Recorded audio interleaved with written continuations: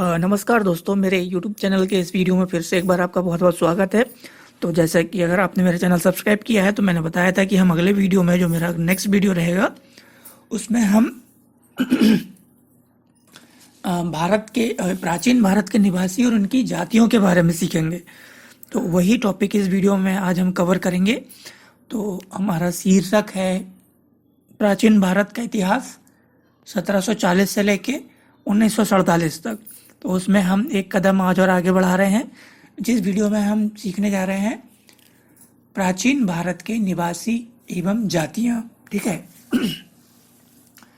तो हमारे प्राचीन भारत में कई सारी जातियाँ आई जिनका उल्लेख हमारे ग्रंथों में मिलते हैं। जो भी हमारे पास इतिहास की किताबें हैं, ग्रंथ हैं, उनमें मिला है। कई ऐसी जातियां हैं जो आके विलुप्त भी हो गई, जिनका नामो निशान भी नहीं मालूम।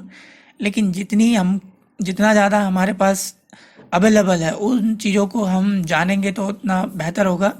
तो आज हम इसी संदर्भ में 4 जाति के निवासी थे, उनके बारे में सीखेंगे। सबसे पहले उसमें एक आर्य जाति हुई और द्रविड़ जाति हुई, फिर एक सबर पुलिंद हुई, फिर कीरत हुई।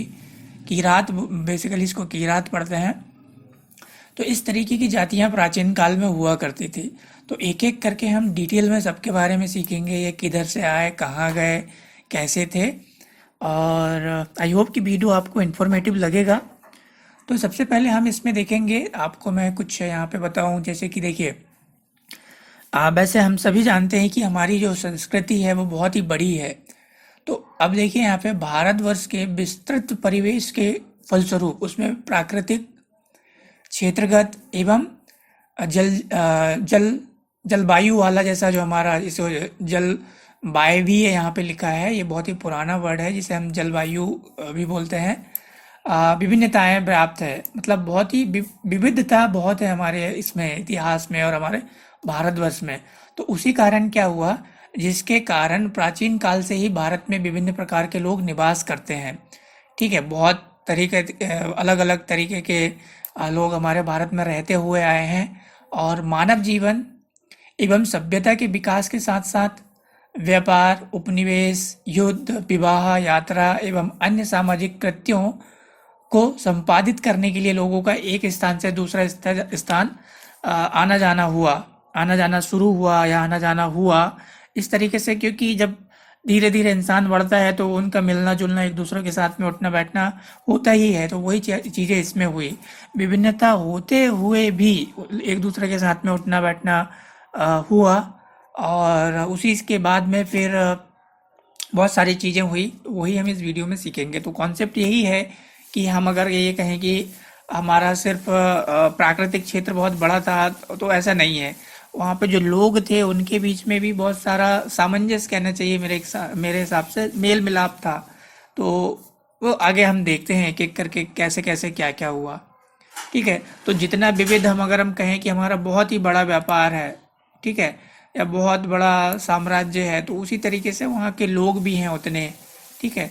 अब मान लीजिए कुछ लोग हमारे पास कर्नाटक में थे, तो कुछ लोग दिल्ली में थे, कुछ लोग कोई दूसरी जगह थे। तो ज़रूरी है कि अब ऐसा है कि कर्नाटक के लोग कर्नाटक में ही रह के मतलब सरवाइव नहीं कर सकते दूसरी चीज़ों के लिए, या इस तरीके से एक दूसरे पे इकट्ठा एक ही जगह पे हम आत्मनिर्भर नहीं रह सकते। तो एक दूसरे पे डिपेंड रहते हैं बेसिकली। तो उसी तरीके से आना जाना हुआ। तो हम शुरू करते हैं सबसे पहले इसमें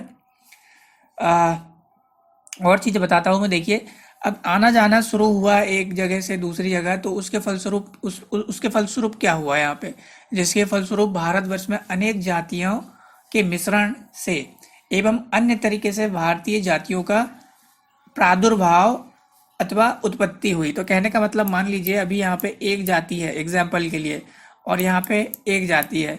तो ये क्या हुआ, इन लोगों का मिलना जुलना हुआ। मान लीजिए ये कोई ए जाति है, ये बी जाति है, फिर ये एक दूसरे के उसमें आए, टच में आए, तो फिर कोई नई जाति वहाँ पे जन्म ले ली। तो इस तरीके से क्या है, बहुत सारी जातियाँ बढ़ती गई।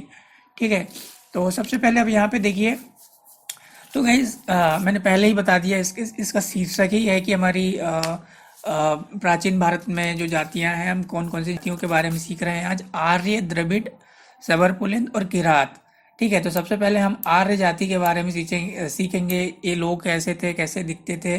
तो गैस यहाँ पे देखिए आर्य जाति के निवासी, ठीक है, सबसे पहले इसके बारे में सीखते हैं हम। तो गैस यह जाति विंध्याचल पर्वत एवं हिमालय के मध्य में निवास करती थी। मैंने कुछ मेरे पिछले वीडियो में भी बताया था, जब मैंने वहाँ के भौगोलिक और प्राकृतिक जो विभाग थे, जो जिस तरीके से संरचना है उसमें भी बताया था कि विंध्याचल पर्वत एवं हिमालय के मध्य में आर्य जाति पाई जाती थी। वहाँ पे ये लोग रहते थे। एंड यद्यपि अभी तक आर्यों के आदि निवास से संबंधित गुत्थी को कोई सुलझा नहीं सका है। एक एक तथ्य ये भी है कि माना जाता है कि ये लोग हिमालय और विंध्याचल पर्वत के मध्य में निवास करते थे, लेकिन अभी भी पूर्णतः हम कह नहीं सकते हैं। फिर भी माना जाता है कि इसके केंद्र मध्य प्रदेश में आर्यों का उदय हुआ एवं इसी स्थान से आर्य दक्षिण की तरफ क्या कहते हैं फैलते गए। ठीक है, तो बेसिकली ये मध्य प्रदेश में ही आर्यों का ज़्यादा निवास रहा है, रहन सहन रहे हैं ये लोग। फिर यहाँ से इन्होंने कोशिश करी थी दूसरी तरफ जाने की। मैंने पिछले वीडियो में बताया था कि ये ये गंधार तक पहुँच गए थे, लेकिन उसके बाद में आगे नहीं पहुँच पाए क्योंकि उधर पहाड़ी एरिया आ गया था। ठीक है,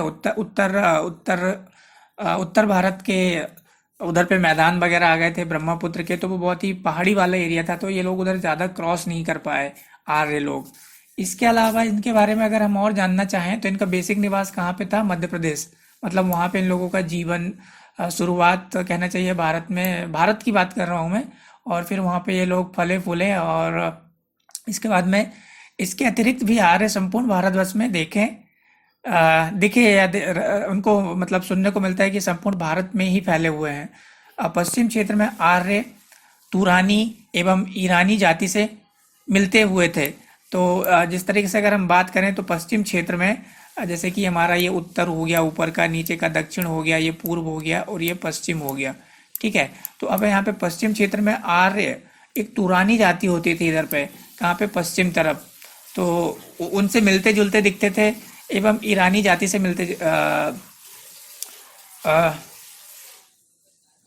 तुरानी एवं ईरानी जाति दो तरीके की जाति थी, तो उनसे मिलते जुलते हुए ये दिखते थे आर्य लोग।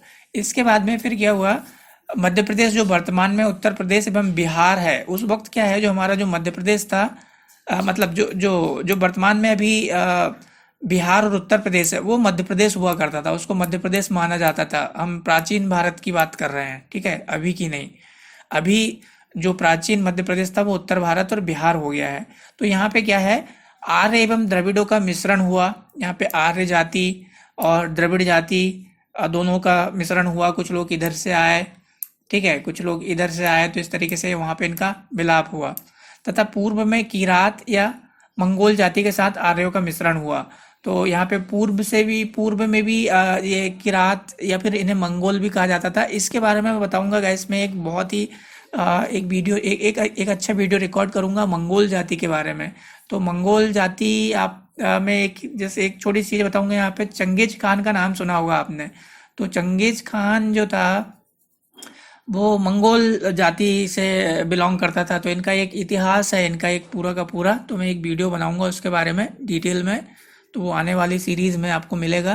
तो यहाँ पे अभी देखिए, ये मध्य प्रदेश में जो वर्तमान में उत्तर प्रदेश और बिहार है, वहाँ पे ये द्रविड़ों के साथ मिल गए, और पूर्व में किरात या मंगोल जाति के साथ भी इनका मेल मिलाप हो गया, किनका, आर्य जाति के लोगों का, आर्य जाति के निवासियों का। अब इसके बाद में और आगे बढ़ते हैं तो देखते हैं, और आर्य जाति में निम्नलिखित विशेषताएं थी। पहली, इनका रंग जो था वो गेहुआ रंग था। ठीक है, इनका रंग गेहुआ रंग था, और उन्नत एवं विस्तृत इनका मस्तक हुआ करता था। इसके बाद में उठी हुई नाक हुआ करती थी इनकी, लंबा आकार और लंबा सिर होता था इनका। तो ये इनकी बॉडी की संरचना है, ये इस तरीके का इनका क्या है, स्ट्रक्चर था शरीर का। तो ये हुआ आर्य समाज लाइक इनका पूरा का पूरा। फिर से एक बार छोटा मैं बताता हूँ कि मध्य प्रदेश जो माना जाता था, जो कि आजकल उत्तर प्रदेश और बिहार है, वहाँ पे इनका जीवन काल बीता अधिकतर। ठीक है, उसके बाद में ये फिर यहाँ पे द्रविड़ों से मिले, और फिर उधर में पूर्व में ये किरात जाति के लोगों से मिले। ठीक है, और आगे बढ़ते हैं। उसके बाद देखेंगे अब हम नेक्स्ट जाति। तो गाइस नेक्स्ट जाति में आता है द्रविड़ जाति, द्रविड़ जाति के निवासी। तो मैंने द्रविड़ के बारे में भी पिछले वीडियो में बताया था कि द्रविड़ हमारे पास, अगर मान लीजिए ये हमारा इंडिया का नक्शा है, ठीक है, हम जैसे एग्जांपल के लिए ले रहा हूँ, तो द्रविड़ का जो क्षेत्र है वो यहाँ इस कहीं इस जगह पे कहीं पे आता है। तो ये पूरा का पूरा साउथ इंडिया को ऐसे कवर करता है ये एरिया, ठीक है। तो इसके बारे में अब देखते हैं हम। सुदूर दक्षिण में सबसे पहले तमिलनाडु में द्रविड़ों का उदय या जन्म हुआ। तो तमिलनाडु यहाँ कहीं पे आएगा हमको, ठीक है। मैंने यहाँ पे उसका डायग्राम नहीं लिया, तो वो तमिलनाडु पे इस द्रविड़ जाति के लोगों का उदय या जन्म माना जाता है। यहीं से इनका प्रसार हुआ। ये दक्षिण और उत्तर में आर्यों से मिले। द्रविड़ जाति के लोगों की निम्नलिखित विशेषताएं थी, ठीक है। तो ये फिर क्या हुआ, जो यहाँ पे मान लीजिए इधर पे आर्य लोग थे, ये ऊपर अगर मैं इंडिया का नक्शा बनाऊं इधर पे, तो इधर पे आर्य थे, यहाँ पे द्रविड़ आए, तो फिर ये इनसे भी जाके मिले, ठीक है। तो इनका रंग काला होता था, ये थोड़े इनका इस तरीके का काला रंग हुआ करता था, और नाक चपटी होती थी, इनका लंबा सिर और मुंह पे बाल होते थे, ठीक है। और नाटक कद होता था इनका, ये द्रविड़ जाति के लोगों का। तो इस तरीके से हमारे प्राचीन भारत में जो जातियां हुई उनकी थोड़ी थोड़ी हमारे पास जानकारी होनी चाहिए, हमारे इतिहास के बारे में पता होना चाहिए। अब हम आगे बढ़ते हैं। तो आगे बढ़ने पे हम जाएंगे नेक्स्ट जाति और निवासी, जो जाति के निवासी थे वो थे सबर पुलिंद, ठीक है। सबर पुलिंद जाति के निवासी, इनके बारे में अब देखें तो हम, इस जाति का निवास स्थान विघ्न मेखला के जंगली एवं पहाड़ी क्षेत्र था।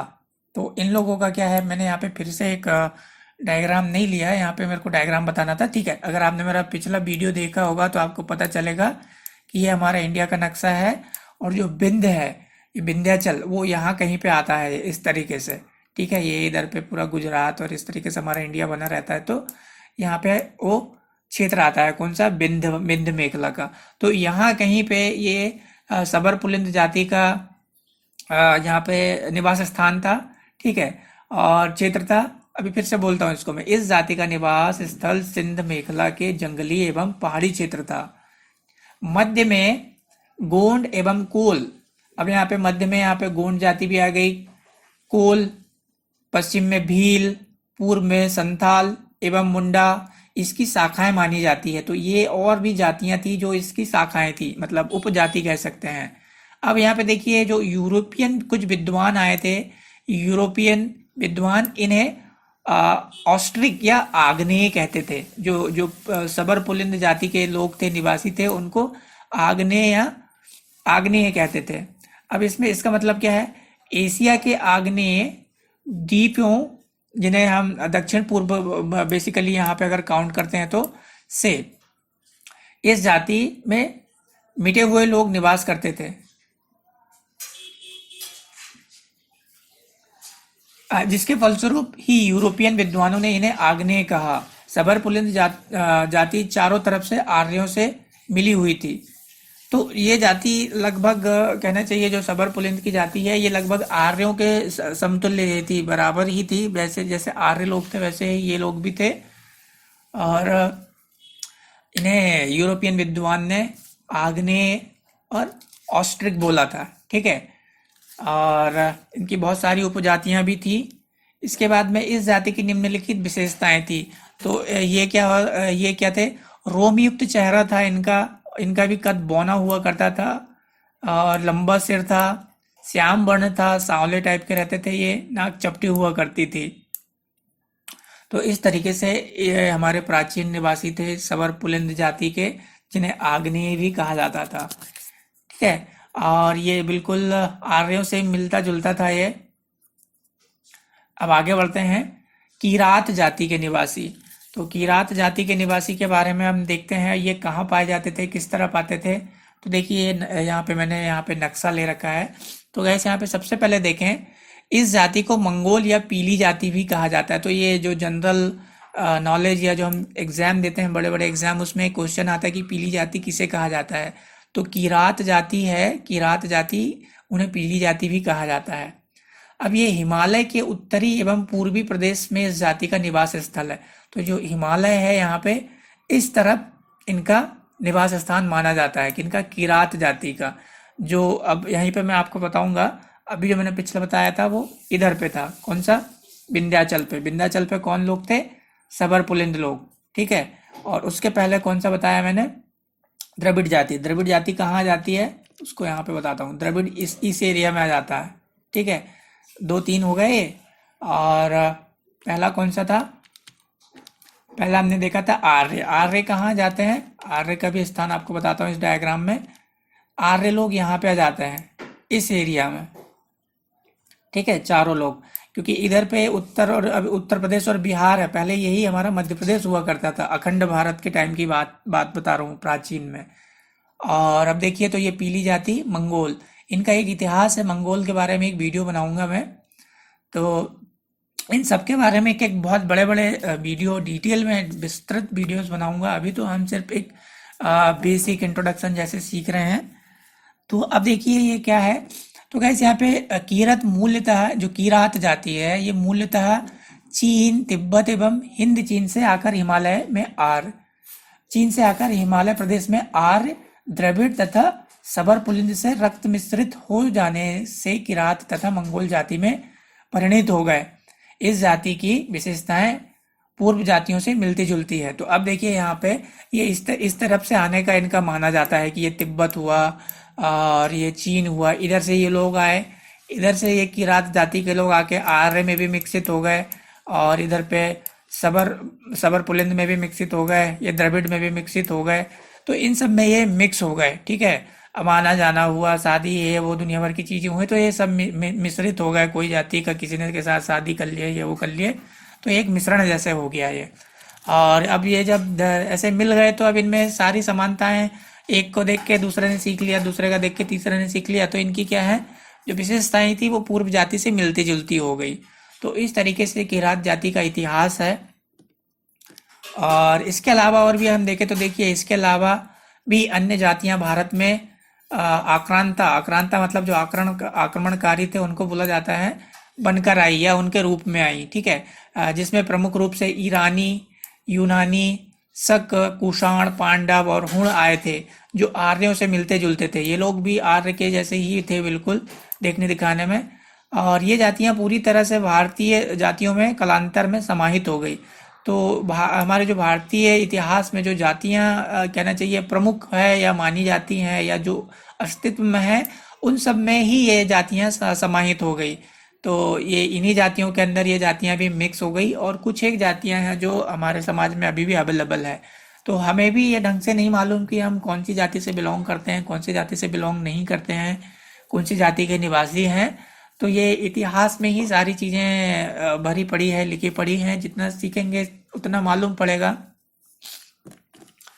तो गाइस, इस वीडियो में आज हमारा इतना ही इंफॉर्मेशन शेयर करना था आपसे, इतनी ही जानकारी शेयर करनी थी, क्योंकि ये एक सेपरेट वीडियो है जाति और निवासियों के बारे में। आई होप कि वीडियो आपको इन्फॉर्मेटिव लगेगा, हमारे इतिहास के बारे में ज़रूर कुछ ना कुछ इन्फॉर्मेशन देगा।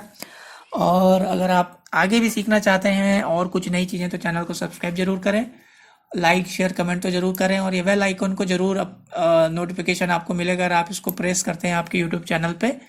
तो गैस, यहाँ पे ये वीडियो ख़त्म होता है। इसके बाद में हम अगली वीडियो में देखेंगे भाषाएं, प्राचीन भारत की भाषाएं कौन कौन सी थी, ठीक है। तो उसके लिए अगर आप चैनल को सब्सक्राइब करते हैं तो आपको नोटिफिकेशन जरूर मिलेगा। तो मिलते हैं अगले वीडियो में। Till then, bye bye.